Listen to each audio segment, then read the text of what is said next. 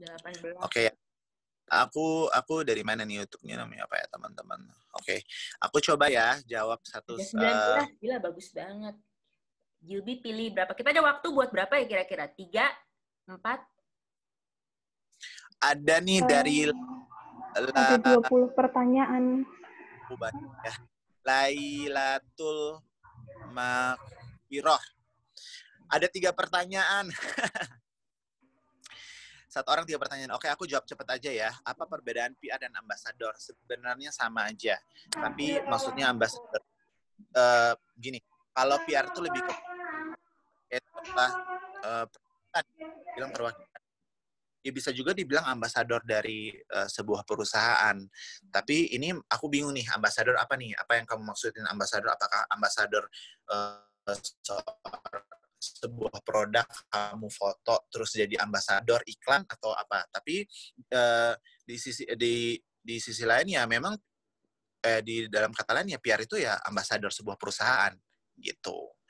Apakah posisi PR terancam dengan adanya seorang influencer? Oh, tentu tidak.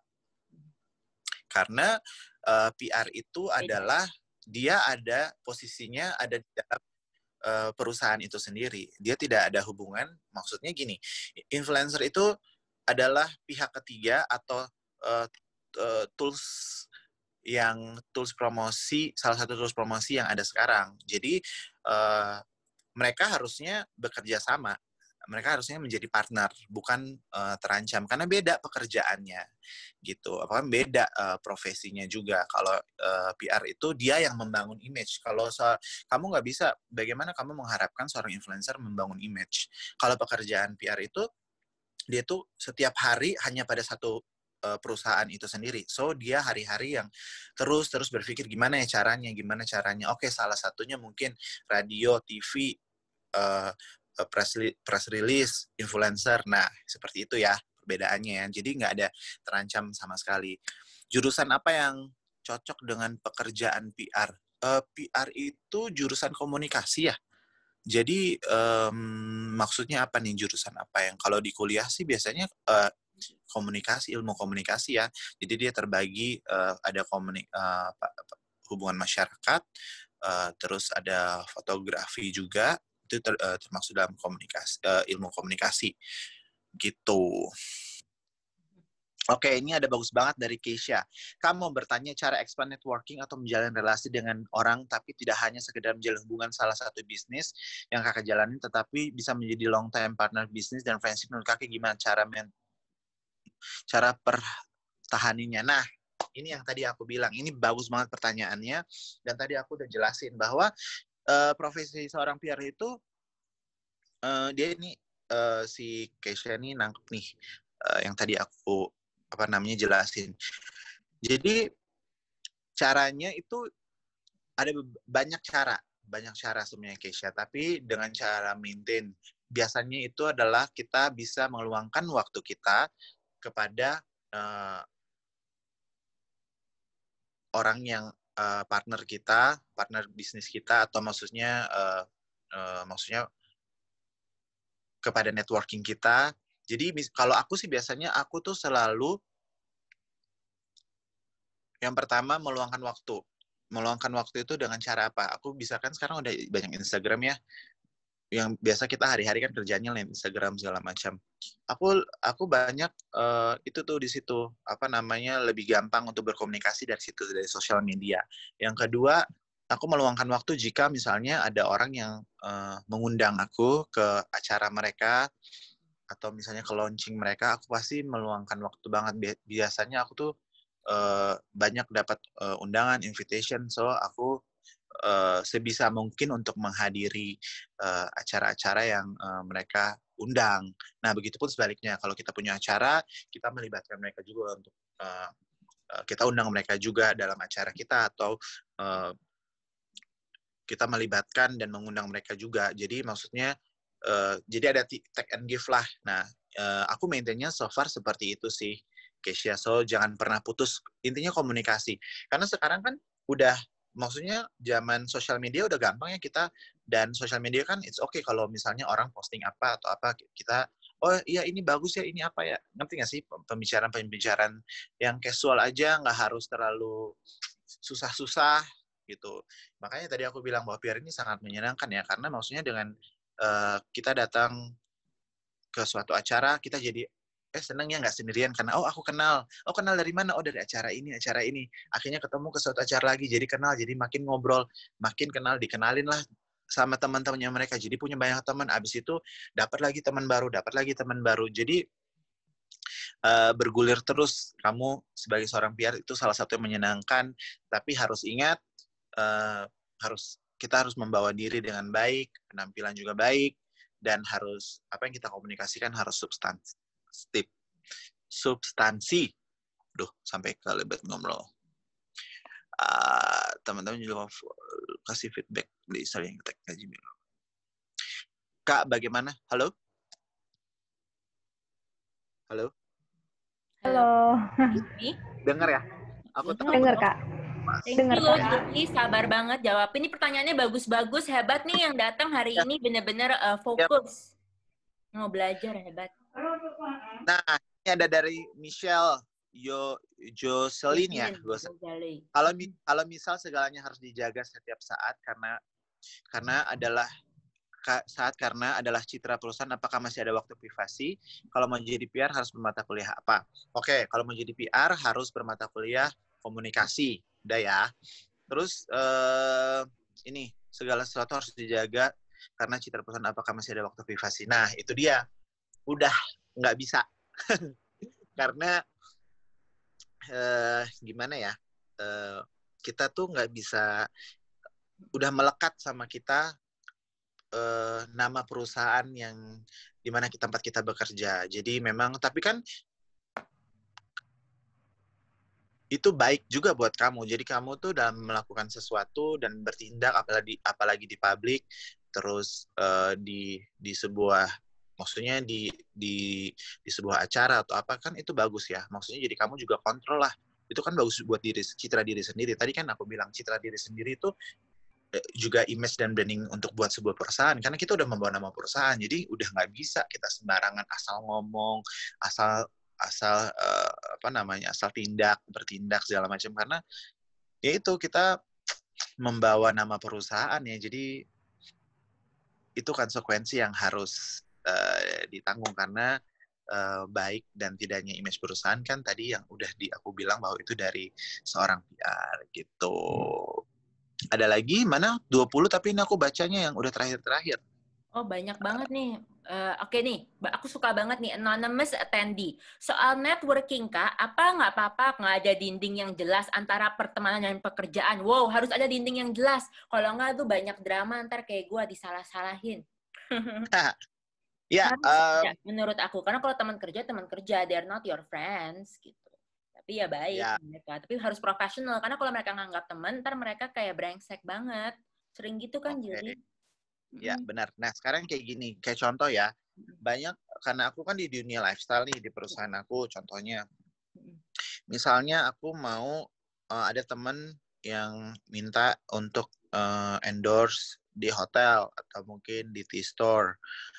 Aku selalu bilang, dan selalu jelas, dan harus tegas bahwa oke, kalau kamu mau, ini aku kerja ya.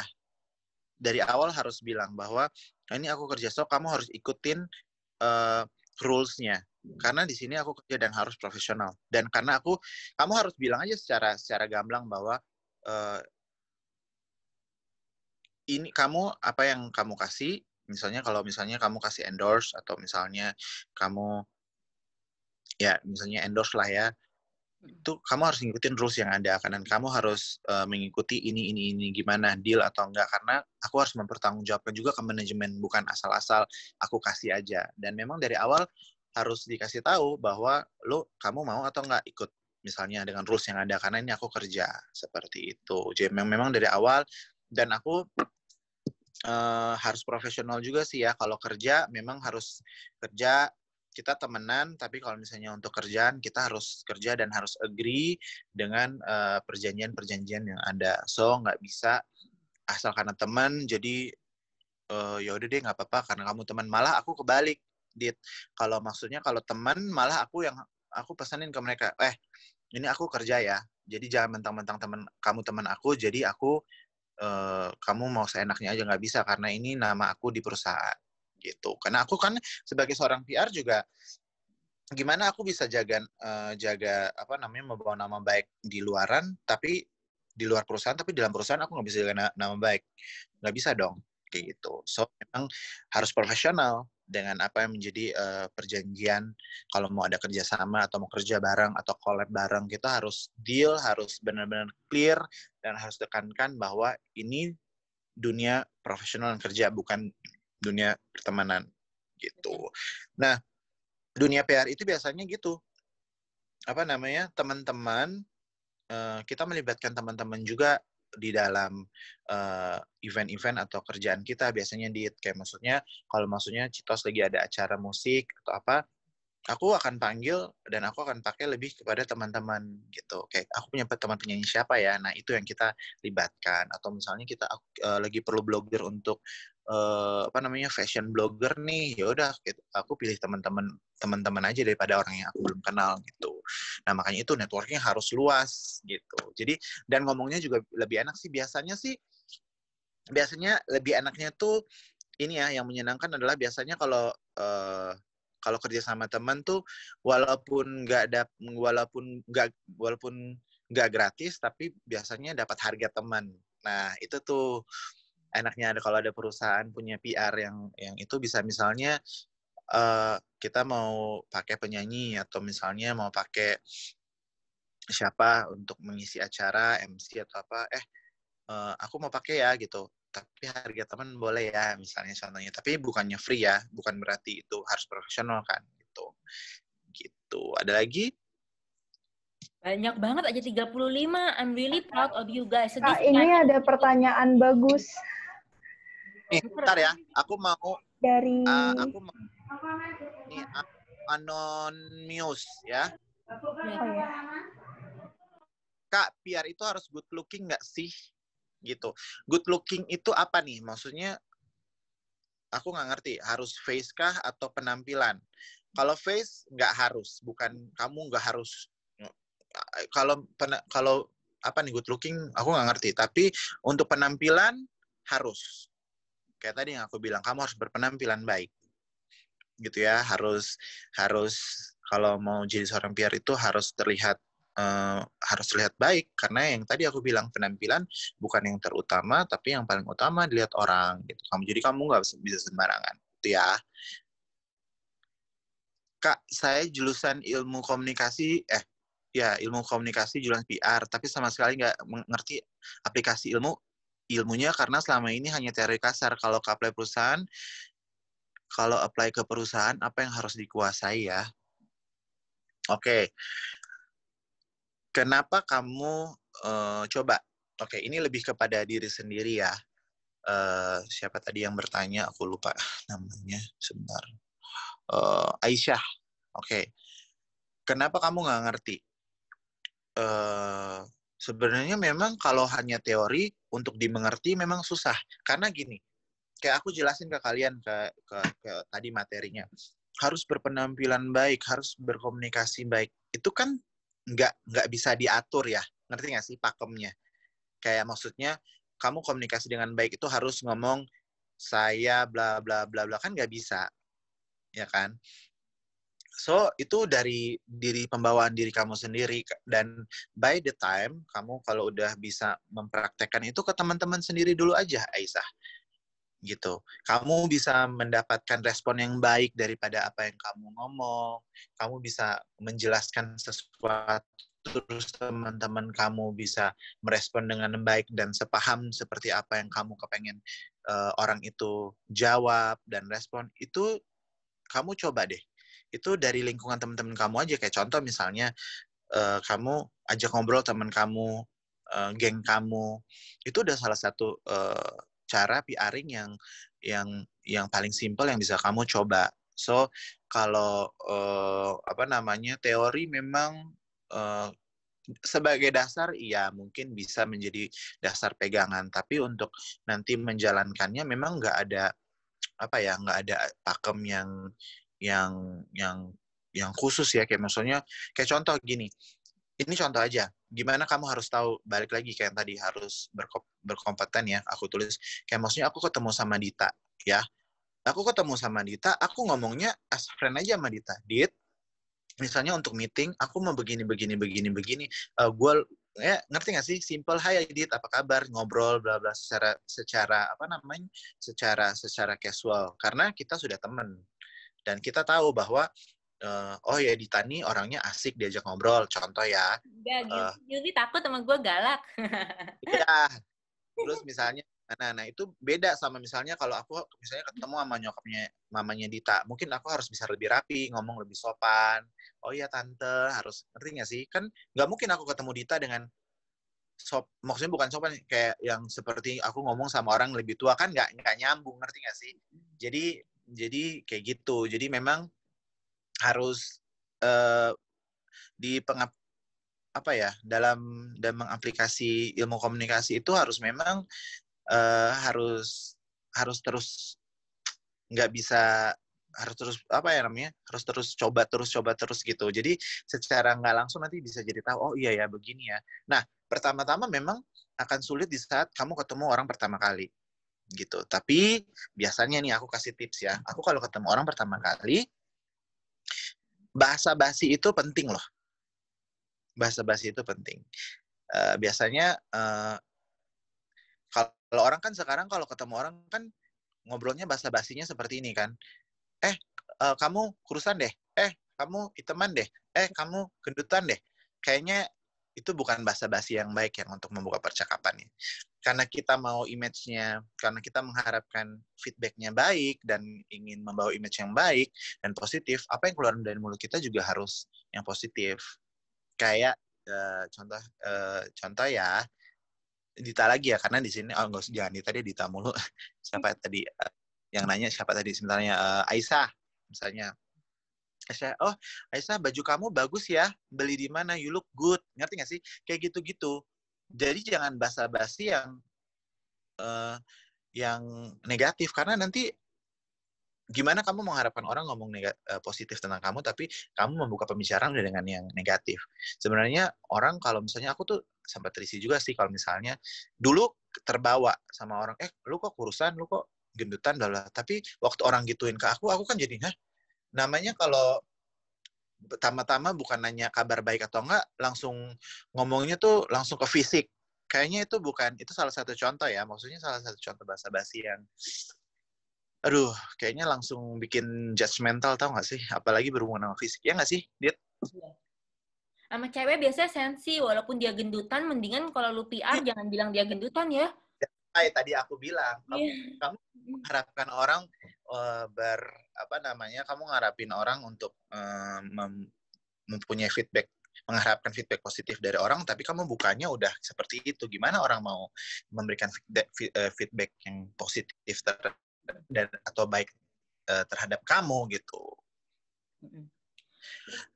Aku juga mau ngomong. Aduh, ini banyak banget.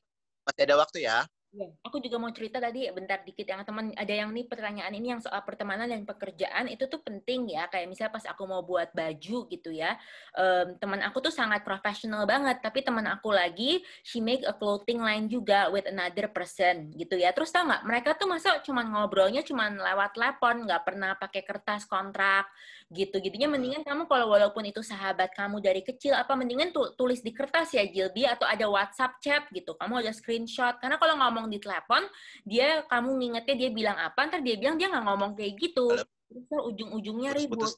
Ya, aku bisa dengar nggak? Aku sih oke. Gitu guys. Jadi kalau ini ngomongin PR gitu ya, Jilby, don't you think safer kalau kita lagi mau misalnya kerjasama sama influencer atau mau collab baju misalnya sama influencer, Jilby? Karena kan kadang-kadang orang Jakarta sibuk, mungkin pikun, mereka nggak sengaja. Kita mendingan kalau perjanjian tuh bener-bener di kertas ya, Jilby, sama chat, jangan teleponan. Karena kalau teleponan ntar lu pikir dengernya apa, ntar dia nggak ngaku, lu nggak ada bukti ke bos lu. dia udah oke sama perjanjiannya. Kan Jilbi disalahin, ngerti gitu. Jadi Jakarta hati-hati. Orang kalau telepon mendingan jangan telepon. Mendingan kamu chat atau enggak ketemu langsung terus ada kertas paper. Kamu nggak boleh percaya. Ini aku udah berapa kali juga happen to me. Tapi untuk hal kecil ya, nggak sampai hal besar kayak teman aku. Dia kena dimarahin bosnya apa karena pas dia collab clothing line sama blogger ini, bloggernya iya tapi nggak jalan gitu. Jadinya kalau misalnya kamu hal-hal kecil pun kalau memang ini soal kerjaan udah bisnis dan ini penting buat kamu dan kamu expect that dia do it on time, mendingan di kertas atau ada WhatsApp chat. Karena kalau kamu telepon terus orangnya bisa bohong, bilang kayak oh lu nggak pernah ngomong gitu, gue nggak ngomong gitu kok, atau maksudnya bisa pura-pura bego juga. Hati-hati loh, orang-orang sekarang pinter gitu. Ya, benar banget. Jadi memang kalau sudah urusan pekerjaan harus dibawa dengan profesional ya. Kalau bisa apa yang sudah deal tadi seperti aku udah bilang harus memang disepakati bersama dan ya harus ada perjanjian gitu dan harus tertulis memang karena kan untuk bagaimana kita mempertanggungjawabkan kalau tidak tertulis ya memang harus tertulis ya Dit gitu. Nih ada dari Michelle Caroline. Apa saja kesalahan atau hal-hal yang sebaiknya dihindari saat kita bernegosiasi atau networking dengan orang lain? Yang pertama tadi itu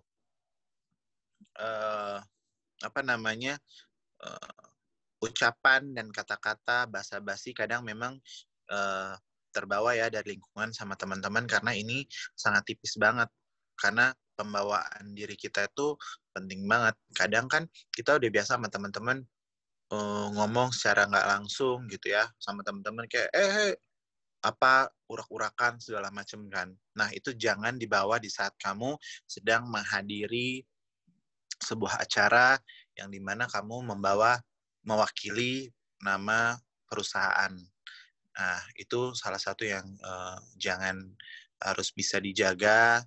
Terus juga jangan sampai kamu membuat orang jadi tersinggung dengan kata-kata atau misalnya cara kita berkomunikasi karena itu adalah modal untuk networking kan komunikasi. Jadi memang kita harus benar-benar menjaga itu. Nah, yang paling gampang kalau misalnya halo, dengar?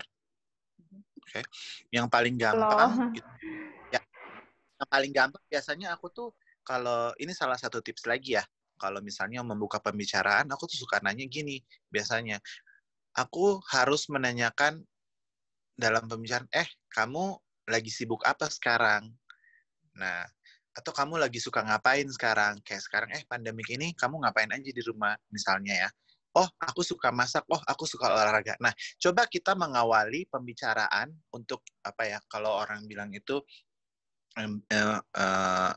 basa-basi lah ya, dengan hal-hal yang baik seperti itu. Apa yang kamu? Nah, kita coba menggali, makanya seorang PR itu harus punya wawasan yang luas juga yang tadi aku bilang up to date segala macam. Jadi kita jadi tahu nih, kita masuk pembicaraan dari apa yang orang suka, ya.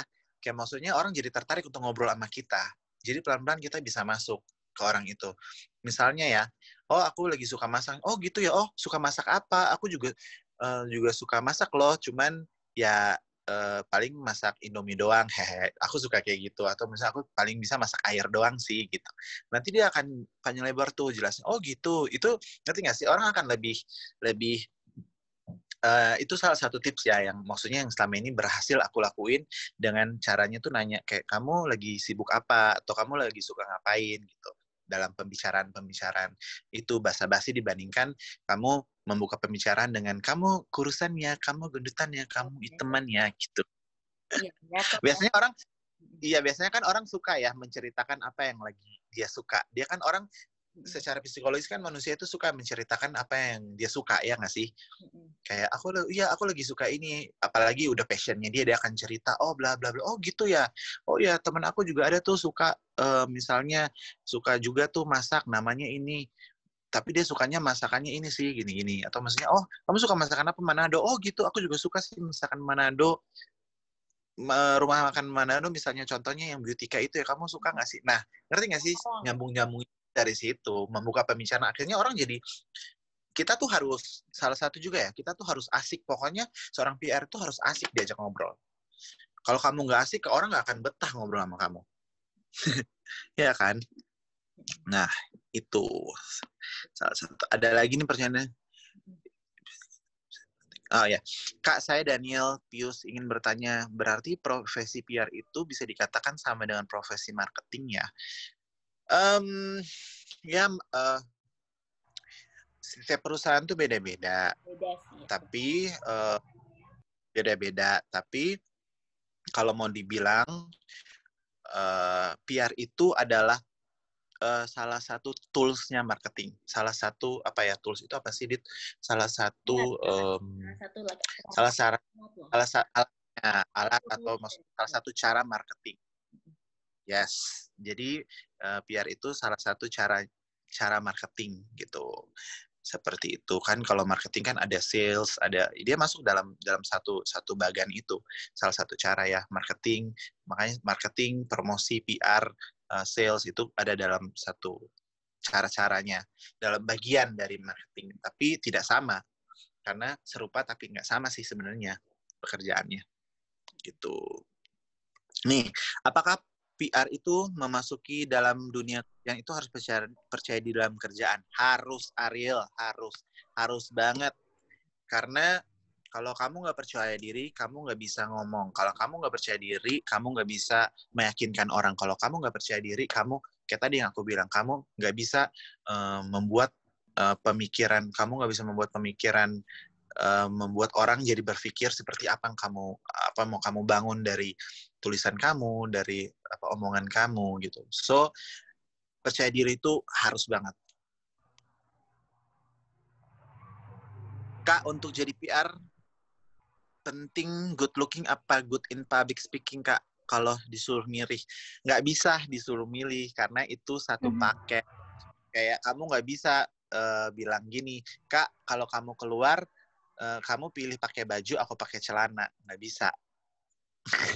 Dua-duanya harus bisa good looking dan good in public speaking. Ini ya, good looking kita harus samain persepsi ya. Good looking itu adalah penampilan ya, bukan wajah ya. So, jangan ada yang salah persepsi di sini ya.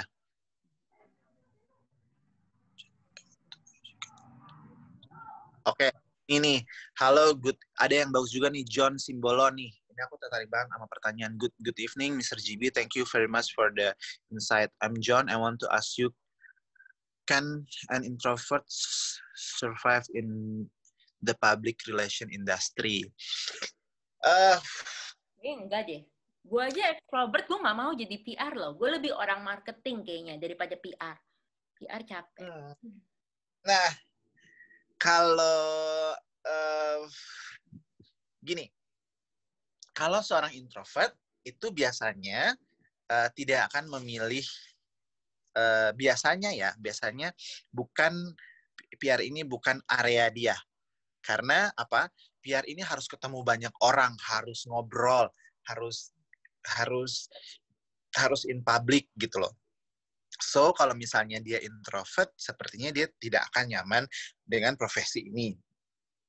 Tapi aku ada teman yang tadinya introvert, terus bisa jadi extrovert karena berjalannya waktu dia PR ini mengubah dia, jadinya tuh secara nggak langsung dia jadi bisa lebih extrovert gitu. Itu ada kasus, dan itu teman aku sendiri yang tadinya tuh dia tuh malas keramaian atau malas ngomong duluan, tapi karena mau nggak mau dan kayaknya dia juga udah dapat serunya di PR, jadinya ya mungkin dia awalnya cuma tuntutan pekerjaan, tapi akhirnya jadi menyukai, jadinya suka, akhirnya itu deh, dia jadi berubah haluan begitu. Tapi kalau if you ask about the introvert, sepertinya dia tidak akan nyaman dengan tidak akan nyaman sih dengan profit di area PR ini, karena kan setahu aku introvert kan orangnya lebih pendiam ya, lebih tertutup segala macam. Sedangkan PR tuh harus ngobrol terus, harus menggali dari pembicaraan ini. Oh, aku bisanya kemana ya, apa ya gitu-gitu. Ngerti nggak sih? Jadi kayaknya, dan seorang PR kan harus duluan yang mengajak orang bicara, harus membuka pembicaraan duluan, gitu. Ada lagi? It's time up already. Kak, aku pengen bacain satu, boleh nggak, Kak? Boleh. Boleh ya. Ini soalnya dia dari Solo. Saya kan ini di Solo, Kak. Iya. Oh, Hebat. Bagus nih bertanya. gimana? I love all the... Ini Simpen deh. ada dari Jawab di Dimas. YouTube aku yang belum dijawab.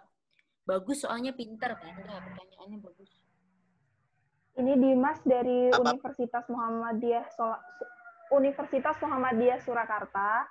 Jadi kita ketahui bahwa public relation adalah jenis pekerjaan yang biasa mengurus segala hal terkait dengan komunikasi yang baik dalam luar perusahaan.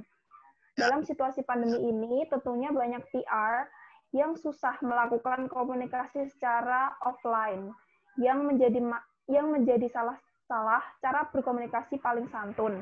Nah, bagaimana cara PR melakukan pekerjaannya pada saat kondisi pandemi COVID-19 seperti ini? Tentunya banyak sektor seperti industri mais dan sejenisnya dilarang beroperasi akibat regulasi pembatasan pemerintah.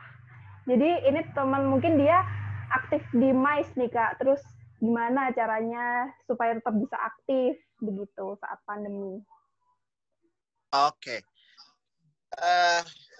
Memang ya sebenarnya di zaman teknologi yang sekarang ini aku banyak melakukan PRing dengan lebih banyak waktu karena di rumah aja.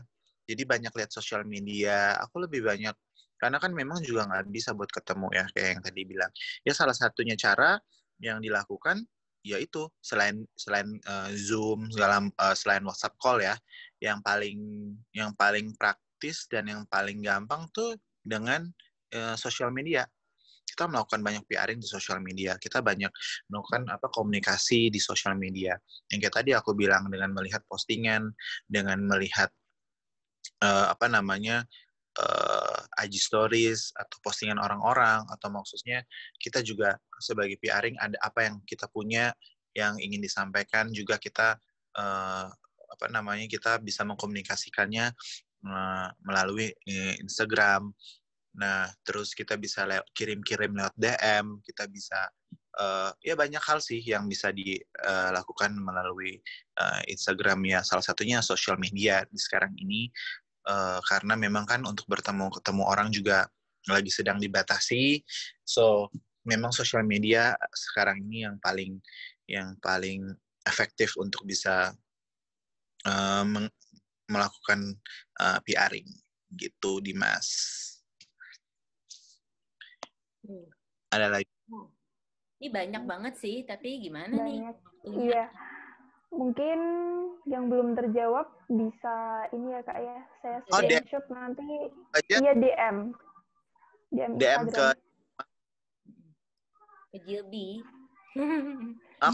Aku lagi mau, oh ya, terserah mau nanti kirim kemana boleh, nanti aku coba bantu jawab satu-satu. Ini boleh satu ya? Ya, boleh, Kak. Ya nih, thank you for sharing. Aku mau nanya, Kak, aku orangnya introvert, di mana aku lebih mudah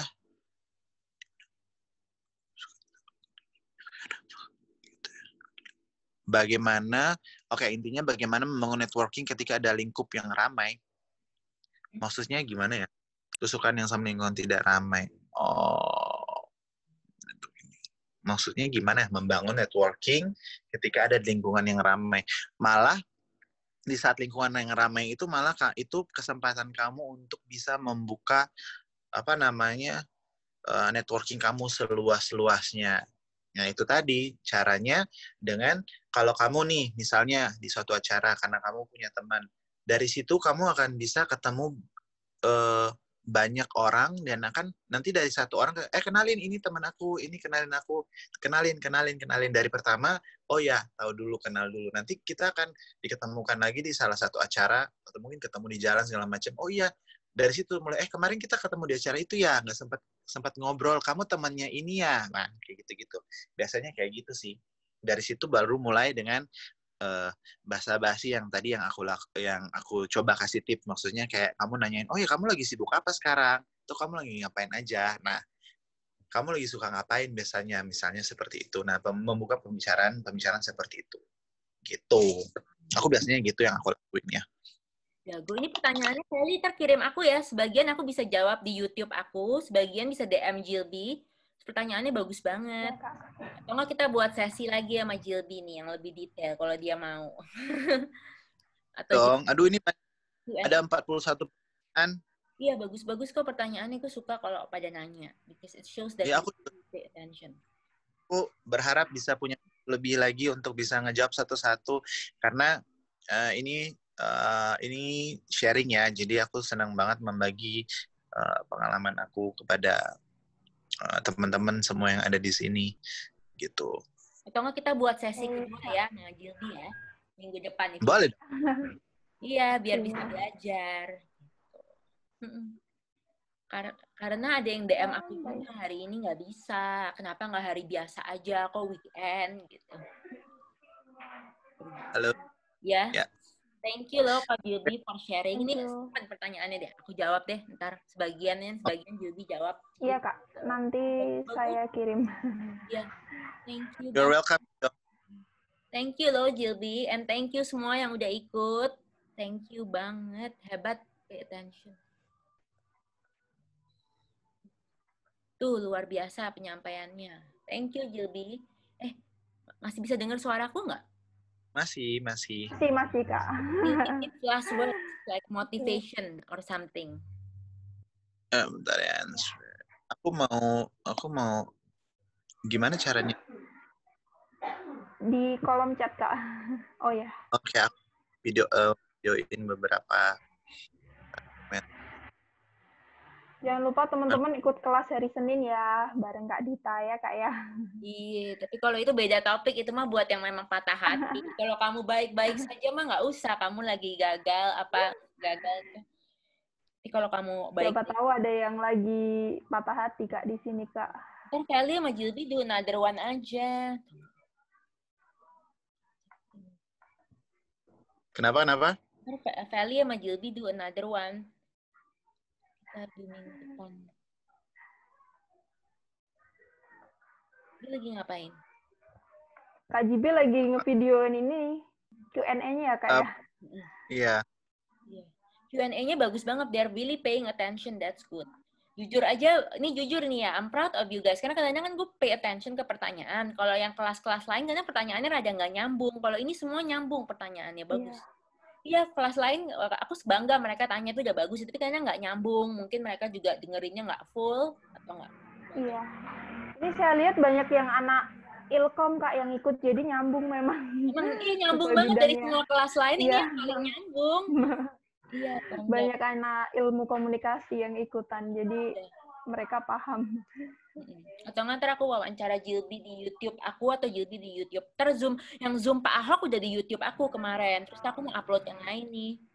Kalau mau lebih cepet sih nggak usah diedit, gue langsung upload aja, bisa langsung gitu. Kalau diedit kan rada lama, orangnya perlu waktu. Channel YouTube Kak Dita apa ya?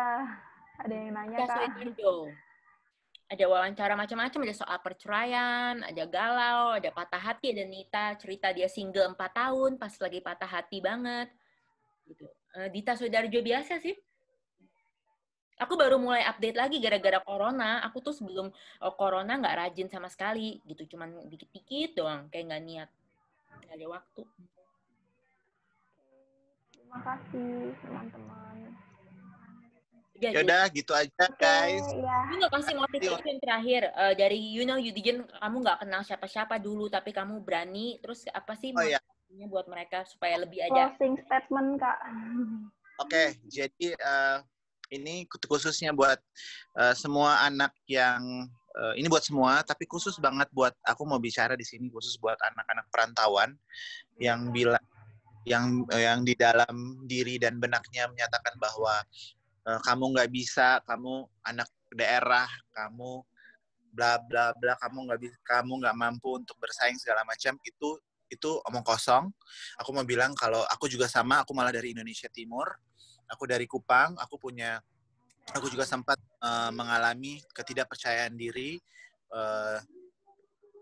untuk bisa ada di ibu kota ini, tapi aku membuktikan bahwa aku belum sukses, tapi aku membuktikan bahwa aku bisa so far untuk bisa bersaing sama orang-orang yang ada di ibu kota. Yang paling penting itu yang tadi mau aku bilang, bahwa harus bisa percaya diri dan kalian harus bisa menerima diri sendiri sehingga orang lain juga bisa menerima diri kalian. Karena itu yang paling penting, percaya diri paling penting, dan kalian harus ingat bahwa kalian punya kapasitas yang sama yang Tuhan kasih, kalian punya kekurangan yang sama dengan orang lain, tapi Tuhan juga punya kasih kelebihan yang sama, kelebihan juga, dan itu unik. Kamu punya satu, orang lain juga punya kelebihan yang lain. Jadi maksudnya semuanya sama, Tuhan kasih. Gimana kamu lebih melihat